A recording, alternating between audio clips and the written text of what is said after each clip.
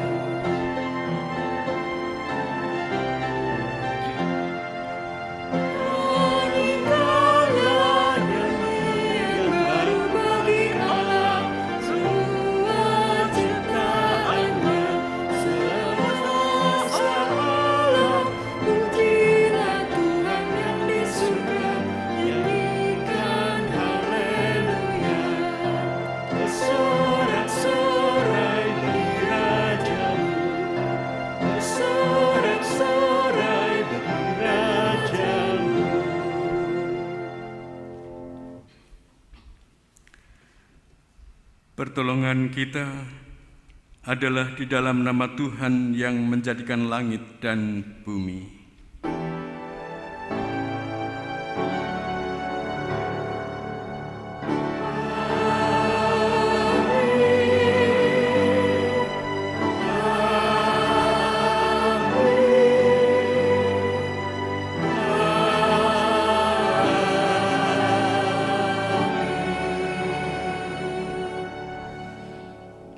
Kasih karunia menyertai kamu di dalam dan damai sejahtera dari Allah Bapa kita dan dari Tuhan Yesus Kristus beserta saudara sekalian.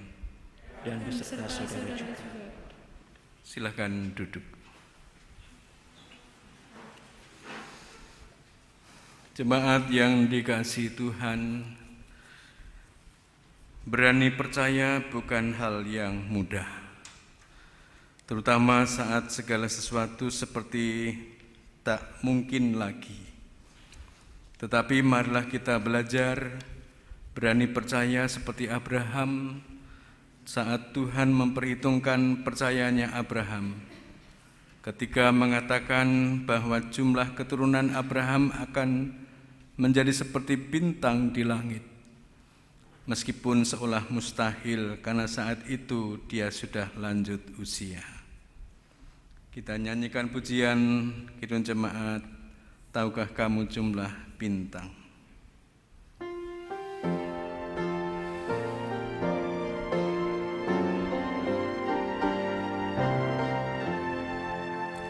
Tahukah kamu jumlah bintang di angkasa yang megah, dan berapa jumlah awan mengitari dunia.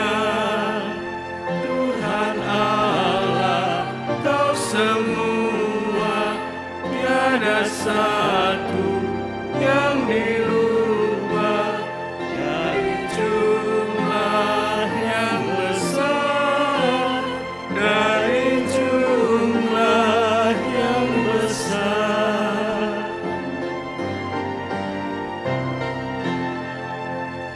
Tahukah kamu jumlah hayat di seluruh dunia? Bangun tidur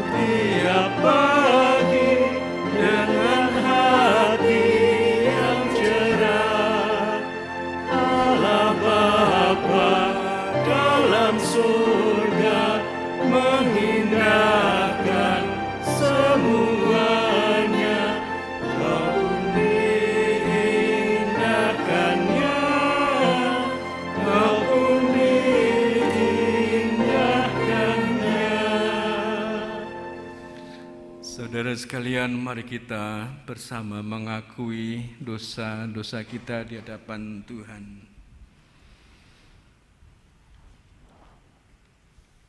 Ya Tuhan, aku berseru kepadamu, datanglah segera kepadaku, berilah telinga kepada suaraku, waktu aku berseru kepadamu.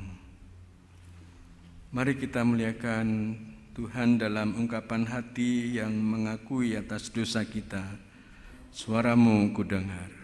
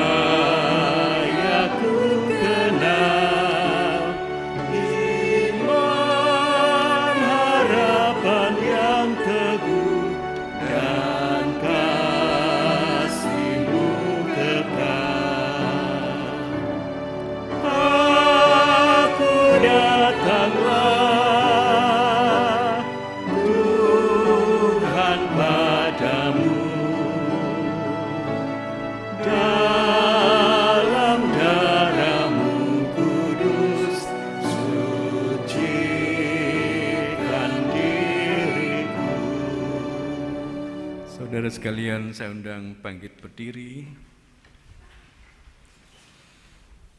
Mari kita menerima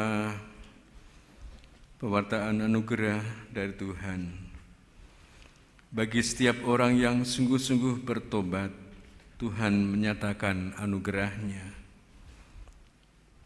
Bagianku ialah Tuhan, aku telah berjanji untuk berpegang pada firman-firman-Mu.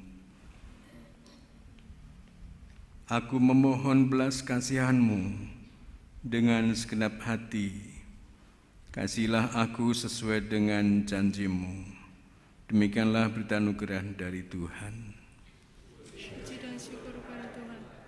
Kita tanggapi dalam pujian Siapa yang Berpegang.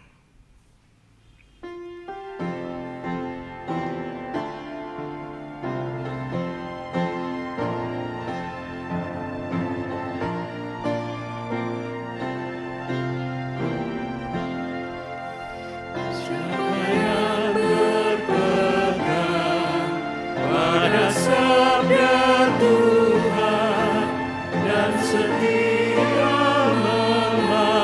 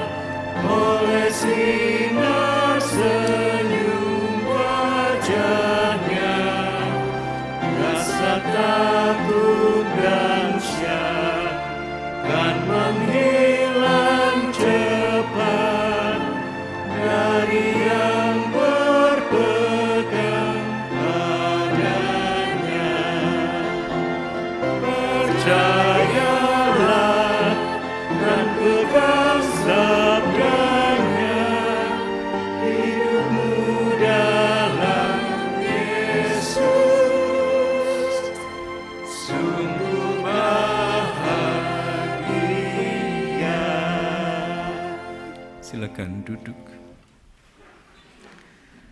Saudara sekalian, kini saatnya kita akan bersama membaca dan merenungkan firman Tuhan. Mari kita berdoa.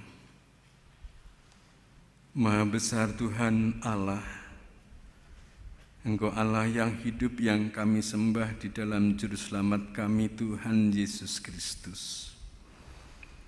Kami Tuhan hantarkan di dalam ibadah ini menjadi tanda nyata bahwa Engkau mengasihi kami semuanya. Dan kini saatnya kami hendak mendengarkan firman-Mu. Hanya firman-Mu saja Tuhan yang Tuhan berikan bagi kami di hati kami, dan jadikanlah kami anak-anak-Mu yang Tuhan tuntun untuk melakukan firman-Mu dalam keseharian kami. Bersabdalah Tuhan, kini kami sedia mendengarkan. Amin. Bapak, Ibu, dan saudara sekalian yang dikasihi oleh Tuhan, pembacaan Injil. Kita baca dari Injil Yesus Kristus menurut Markus pada pasal 8 ayat 31 hingga 38 yang demikian. Kemudian mulailah Yesus mengajarkan kepada mereka bahwa Anak Manusia harus menanggung banyak penderitaan dan ditolak oleh tua-tua, imam-imam kepala dan ahli-ahli Taurat, lalu dibunuh dan bangkit sesudah 3 hari. Hal ini dikatakannya dengan terus terang. Tetapi Petrus menarik Yesus ke samping dan menegur dia. Maka berpalinglah Yesus dan sambil memandang murid-muridnya, ia memarahi Petrus, katanya, "Enyahlah iblis, sebab engkau bukan memikirkan apa yang dipikirkan Allah, melainkan apa yang dipikirkan manusia." Lalu Yesus memanggil orang banyak dan murid-muridnya dan berkata kepada mereka, "Setiap orang yang mau mengikut aku, ia harus menyangkal dirinya, memikul salibnya dan mengikut aku. Karena siapa yang mau menyelamatkan nyawanya, ia akan kehilangan nyawanya. Tetapi barang siapa kehilangan nyawanya karena aku dan karena Injil, ia akan menyelamatkannya. Apa gunanya seorang memperoleh seluruh dunia, tetapi ia kehilangan nyawanya? Karena apakah yang dapat diberikannya sebagai ganti nyawanya? Sebab barang siapa malu karena aku dan karena perkataanku di tengah-tengah angkatan yang tidak setia dan berdosa ini, Anak Manusia pun akan malu karena orang itu apabila ia datang kelak dalam kemuliaan Bapanya diiringi malaikat-malaikat kudus." Demikianlah Injil Yesus Kristus. Yang berbahagia ialah mereka yang mendengarkan firman Tuhan dan yang memeliharanya. Hosiana.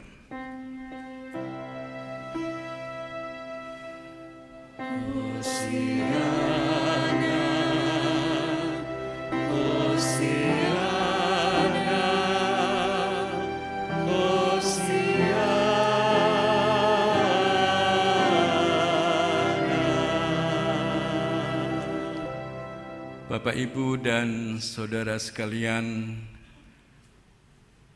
Jemaat GKJ Margoyudan dan juga yang mengikuti live streaming ibadah Jemaat GKJ Margoyudan dimanapun Anda berada.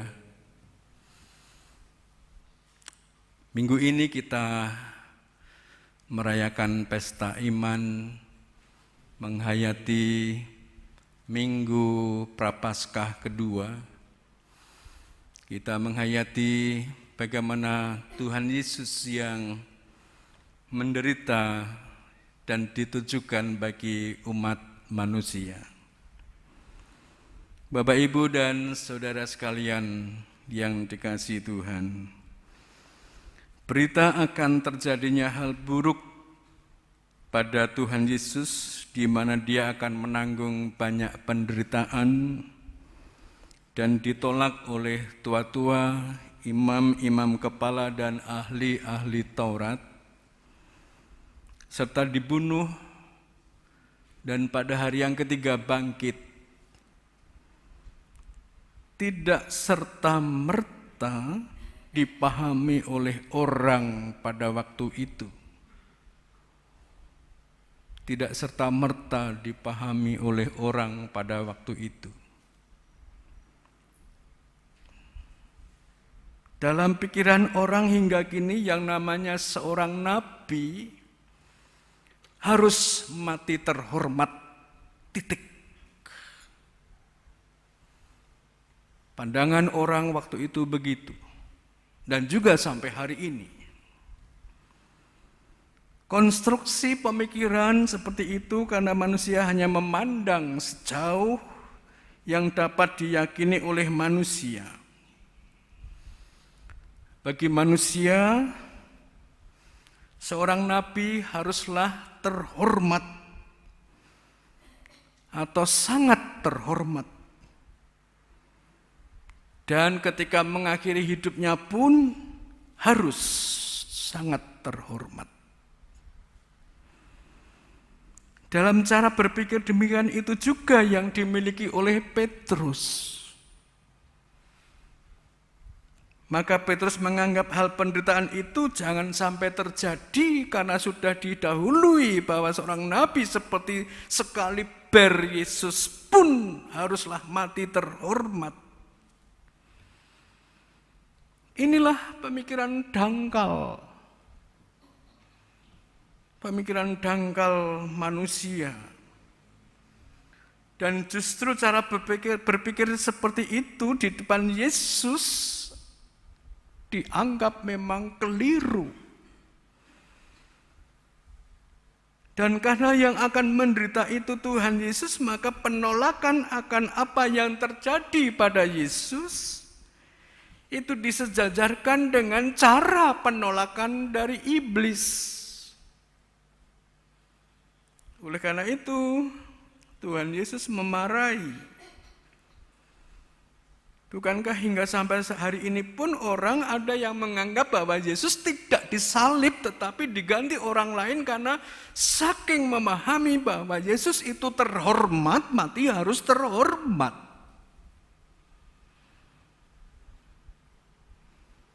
Dalam pandangan orang, Yesus tidak pantas mati disalib. Dan penolakan itu disejajarkan pula seperti penolakan Petrus yang dianggap sebagai cara penolakan dari iblis. Yesus menghendaki agar manusia bisa memahami apa sebenarnya yang akan terjadi pada Yesus sejak Dia mengalami penderitaan hingga dibunuh dan mati pada hari ketiganya bangkit dari kematian itu. Jika berita itu disampaikan sendiri oleh Yesus, maka hal itu menjadi sangat penting artinya. Dan itu pasti terjadi. Karena Yesus yang menciptakan banyak mukjizat yang sangat spektakuler, yang firman-Nya selalu benar itu dan penuh kuasa, dan Dia adalah Sang Maha Tinggi, maka tidak mungkin kalau Yesus menyampaikan hal yang tidak benar dan kemudian Untuk itu, hal yang seperti itu, maka pantaslah kalau Petrus harus dimarahi. Enyahlah iblis, sebab engkau bukan memikirkan apa yang dipikirkan Allah. Menurut Yesus, rencana penderitaan dan kematian serta kebangkitan Yesus itu adalah rencana Allah sendiri. Memang Tuhan Allah berencana bahwa penyelamatan atas manusia harus melalui korban tunggal, suci dan mulia. Dan itu hanya dan terjadi pada kematian Yesus Kristus demi pengampunan dosa umat manusia. Karena di dunia ini tidak ada yang dipilih dan ditentukan oleh Allah selain melalui Yesus Kristus. Dan itu sudah menjadi ketetapan Allah. Dan lihatlah siapa yang menjadi tumbal di dunia ini sekaliber dan semulia Yesus Kristus. Tidak ada kecuali Yesus sendiri. Maka berita itu sesungguhnya juga merupakan berita sukacita bagi manusia. Karena manusia akan menerima pengampunan dosa. Sehingga bagi siapapun orang yang percaya dan menerima Yesus, padanya pengampunan dosa itu dan keselamatan diberikannya.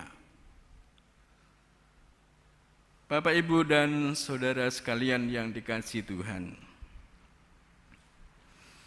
Akan halnya orang yang menolak Yesus dan malu untuk mengakuinya, maka jangan lupa bahwa Yesus berkuasa atas kesudahan dunia ini. Kelak Ia datang kembali kedua kali, pun Dia juga akan menolak orang tersebut.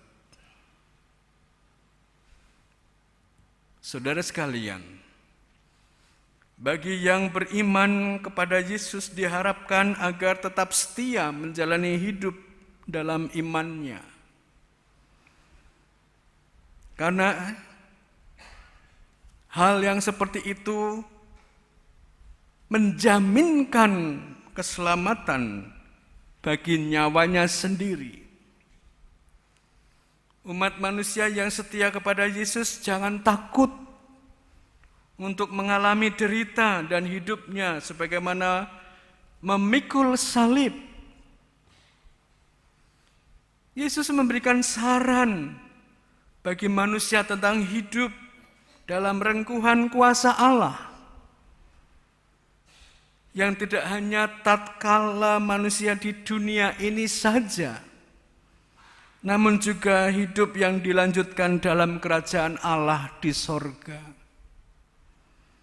Dan kebahagiaan di sorga itu kekal, sementara di dunia ini singkat.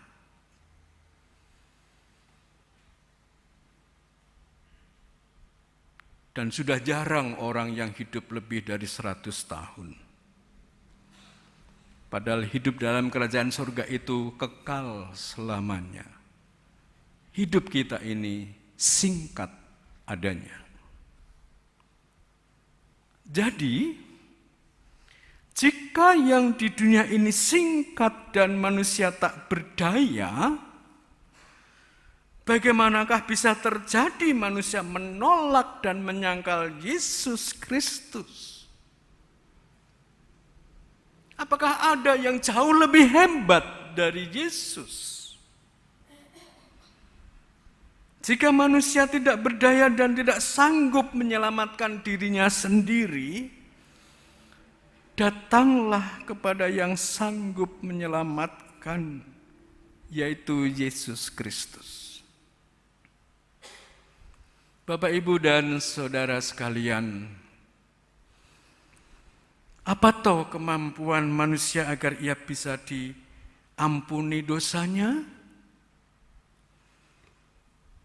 Menggunakan tindakan manusiawi atau yang disebut amal, dan itu akan menjamin manusia masuk ke dalam keselamatan. Seberapa hebatkah manusia itu sehingga mampu memasuki kerajaan sorga? Atau beranggapan dengan memudahkan bahwa apa yang berasal dari Allah kembali kepada Allah? Tidak mungkin. Rencana besar Allah itu dapat diminimalisir dengan cara pandang seperti itu. Oleh karena itu Tuhan Allah sudah memilihkan cara agar manusia mendapat pengampunan dan diselamatkan. Dan itu melalui juru selamat Yesus Kristus sendiri. Tidak ada yang lain. Maka terimalah apa yang menjadi rencana besar Allah itu dalam diri kita manusia. Dan pada hari ini, berita sukacita dibentangkan dari dalam kitab suci, Alkitab firman Tuhan, bahwa Yesus Kristus mengalami penderitaan, dan penderitaan itu terjadi lengkap hingga sampai pada kematiannya disalib, dan pada hari ketiga bangkit dari antara orang mati. Dan itu menjadi harapan dan sukacita kita semua, karena sudah diberikan oleh kita melalui iman yang sudah dianugerahkan bagi kita semuanya.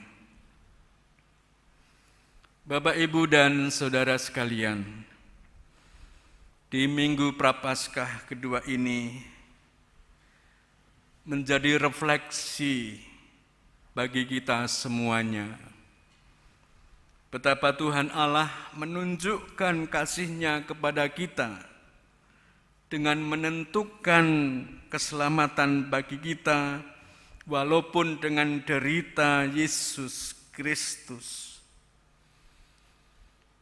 Segala yang besar yang berasal dari kuasa Kristus menciptakan tanda kebesaran dan kemuliaan-Nya dengan adanya mujizat. Dia juga menghidupkan beberapa orang yang sudah mati. Toh Dia juga yang akan menjadi penentu bagi manusia. Dan apa yang dijalani semata hanya direncanakan oleh Allah sendiri. Saudara sekalian, kini kita sudah semestinya bersukacita dan tidak perlu takut untuk mengakui bahwa kita percaya kepada Yesus Kristus. Dia Sang Maha Tinggi yang ditentukan bagi keselamatan umat manusia. Dan juga hanya melalui Yesus Kristuslah manusia bisa datang kepada Allah. Akulah jalan, kebenaran, dan hidup. Tidak ada seorang pun yang datang kepada Bapa kalau tidak melalui aku. Demikian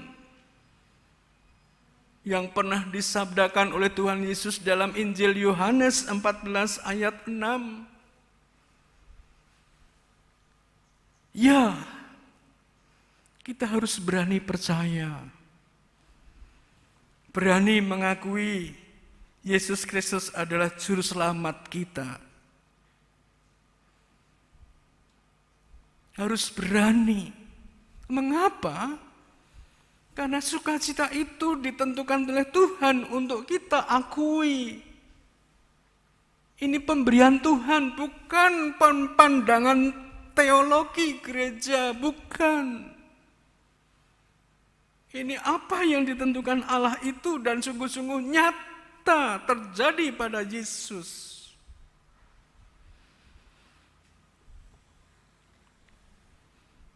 Dan di saat kita hidup, bukankah kita sedang menyongsong pula atau menunggu waktu di mana Tuhan Yesus datang kedua kali?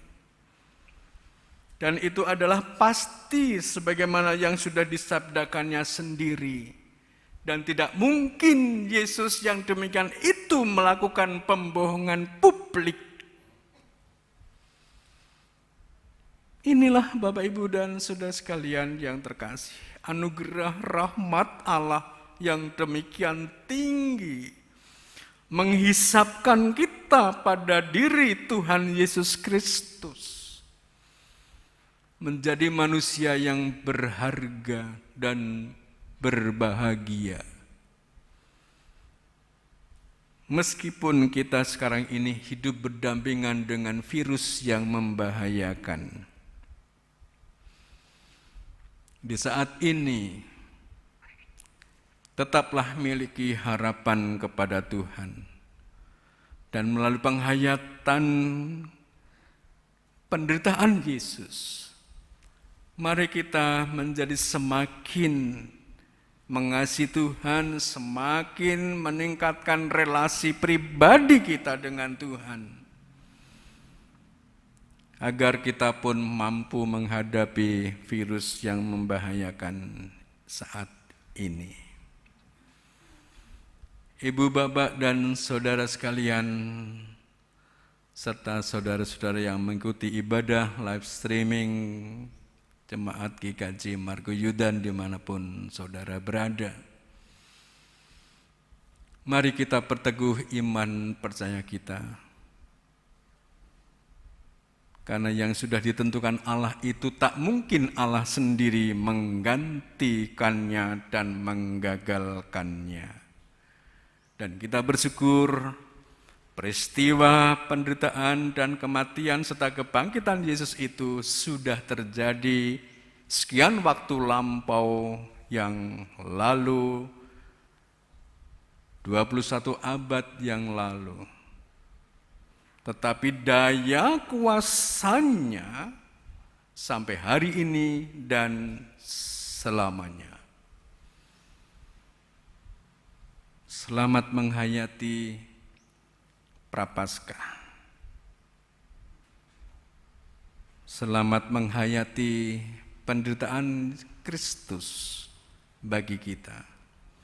Karena di sana kita akan menemukan kedalaman cinta Tuhan.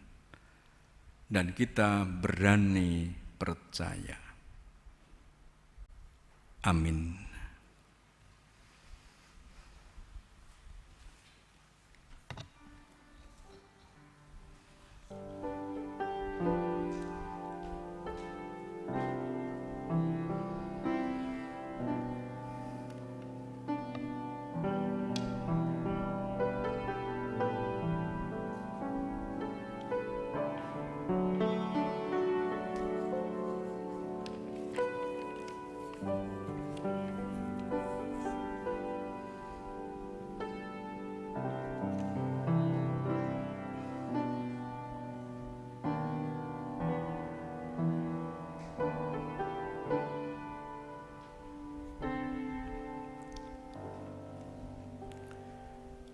Saudara sekalian, saya undang untuk bangkit berdiri. Sabda Tuhan yang hari ini telah meneguhkan iman kita. Maka malah kita menyatakan pengakuan iman kita dengan bersama-sama mengucapkan pengakuan iman rasuli. Aku percaya kepada Allah, Bapa yang Maha Kuasa, Khalik langit dan bumi.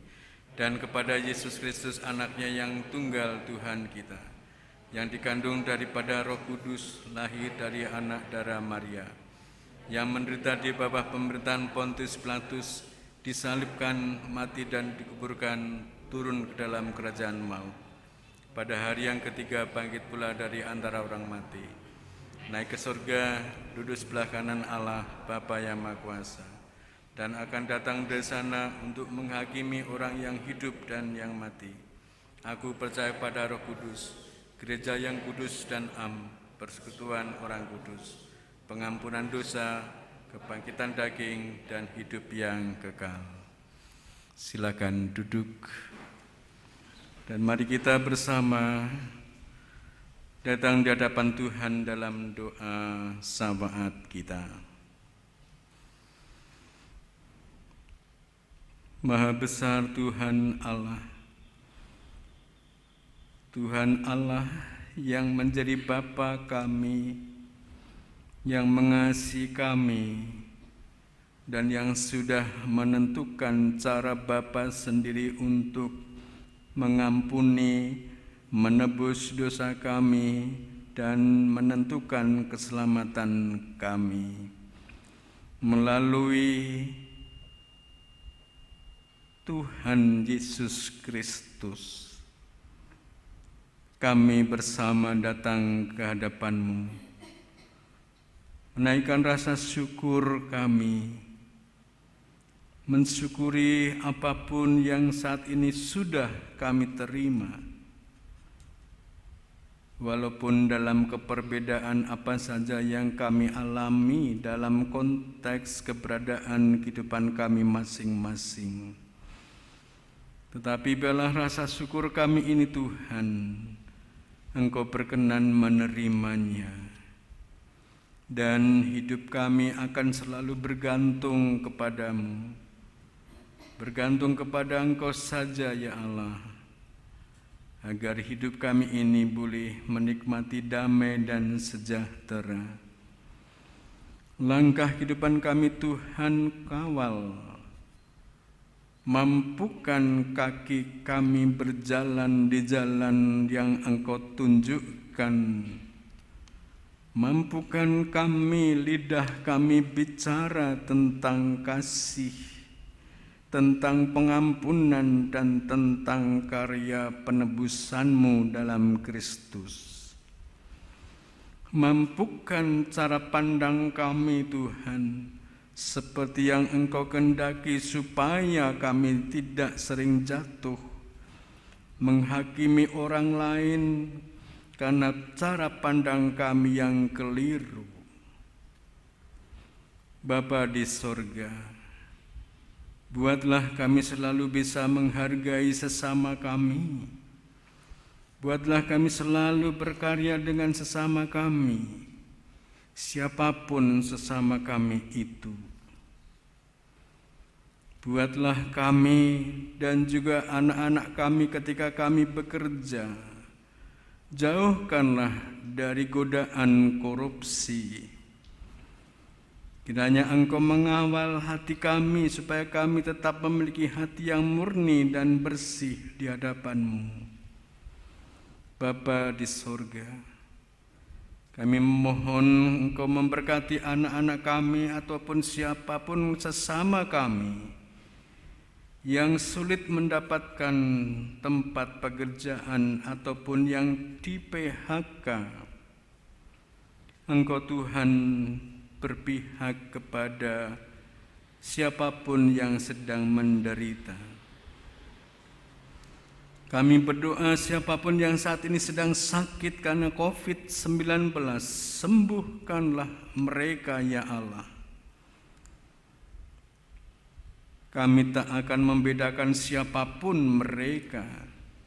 Sembuhkanlah Tuhan melalui upaya yang dilakukan oleh para dokter, para medis, dan seluruh tenaga kesehatan, yang juga mereka Tuhan lindungi supaya tidak terkena bahaya COVID-19 itu. Bapa, kami memohon kepadamu, bangkitkanlah kembali kehidupan ekonomi bangsa kami. Program vaksinasi yang sedang dijalankan pemerintah, Tuhan berkati.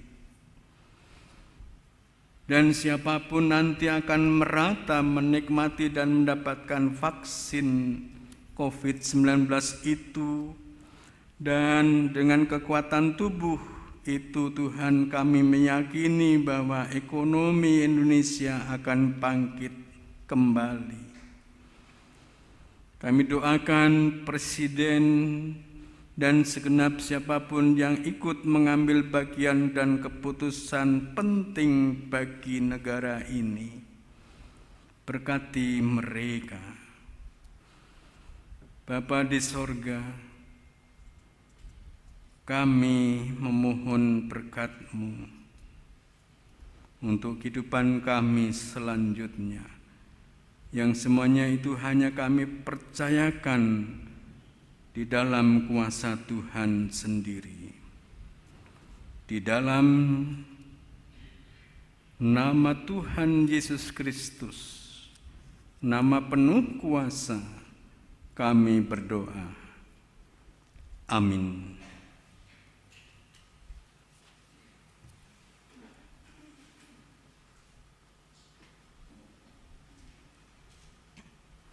Saudara yang dikasihi dan diberkati Tuhan, marilah kita menyatakan syukur kepada Tuhan atas kasih dan pemeliharaannya dalam hidup kita, dengan mengingat dari Mazmur 136 ayat yang ke-26.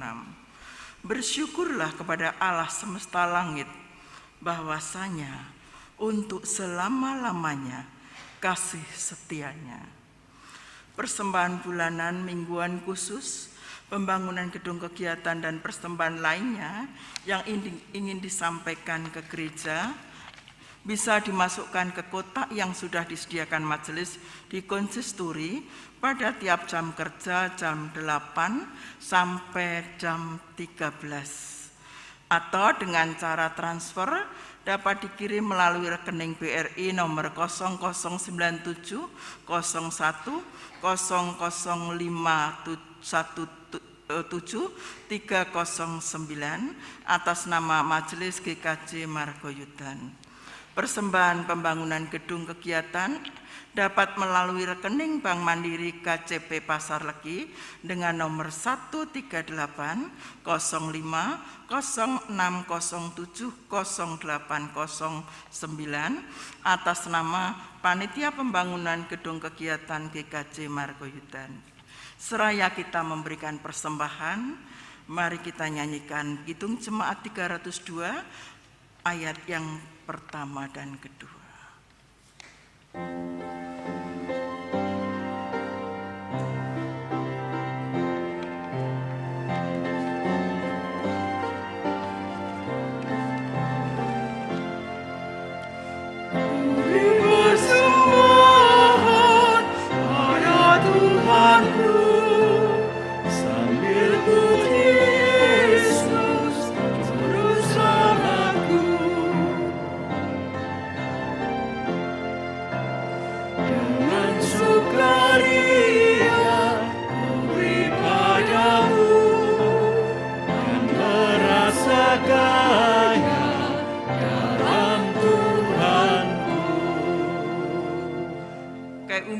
Jemaat untuk berdiri, kita bersama-sama menaikkan doa persembahan.